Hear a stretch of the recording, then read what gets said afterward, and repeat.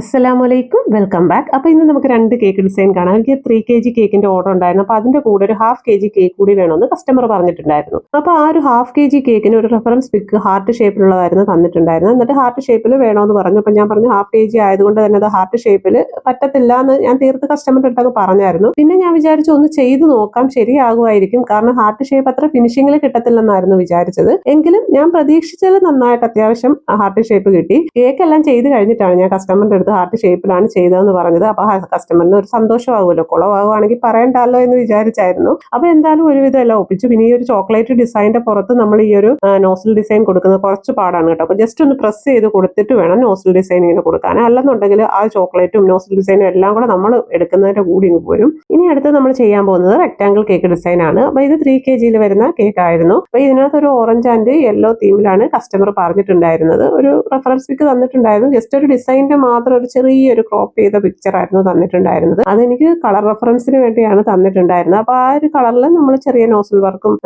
പിന്നെ കുറച്ച് ചെറിയ ചെറിയ ഫ്ലവേഴ്സും ഒക്കെ വരച്ചു. പിന്നെ കുറച്ച് ഷുഗർ ബോൾസ്, അത് പിന്നെ നമുക്ക് നിർബന്ധമാണല്ലോ. ഷുഗർ ബോൾസ് ഇല്ലാത്തൊരു കേക്കിനെ കുറിച്ച് പിന്നെ നമുക്ക് ചിന്തിക്കാൻ കഴിയത്തില്ലല്ലോ. അങ്ങനെ ഷുഗർ ബോൾസ് ഒക്കെ ഇട്ട് കൊടുത്തു. പിന്നെ നമുക്ക് റൈറ്റിംഗ്സ് ആണ്. അതിന് നമ്മളൊരു ഹാപ്പി ബർത്ത്ഡേയുടെ ടോപ്പറും പിന്നെ ഫോണ്ടന്റിൽ നെയിം കട്ട് ചെയ്തിട്ടാണ് വെച്ചിട്ടുണ്ടായിരുന്നത്. ഈ ഒരു ഫോണ്ടന്റ് ലെറ്റേഴ്സ് എല്ലാം ബ്രൗൺ കളർ ഫോണ്ടന്റിലാണ് ചെയ്തെടുത്തിട്ടുണ്ടായിരുന്നത്. ഇതിനകത്തേക്ക് ഗോൾഡൻ ടെസ്റ്റ് കൊടുത്തിട്ടാണ് നമ്മൾ ഇതേപോലെ ഗോൾഡൻ കളറിലാക്കി എടുത്തത്. ആ ഒരു ഗോൾഡൻ ടെസ്റ്റിലേക്ക് പ്രത്യേകിച്ചൊന്നും ആഡ് ചെയ്യാതെയാണ് നമ്മൾ ഫോണ്ടന്റ് ലെറ്റേഴ്സിൽ കവർ ചെയ്തേക്കുന്നത്. പിന്നെ നമ്മളൊരു ബോർഡർ ഡിസൈനും കൊടുത്ത് കേക്ക് ഫിനിഷ് ചെയ്തെടുത്തു. അപ്പോൾ ഇത്രയേ ഉള്ളൂ ഇന്നത്തെ കേക്ക് ഡിസൈൻ. ഇഷ്ടമായി ലൈക്ക് ചെയ്യുക, ചാനൽ ഫോളോ ചെയ്യുക. ഇൻഷാല്ലാ നല്ലൊരു വീഡിയോ ആയിട്ട് വീണ്ടും കാണാം. Thank you for watching.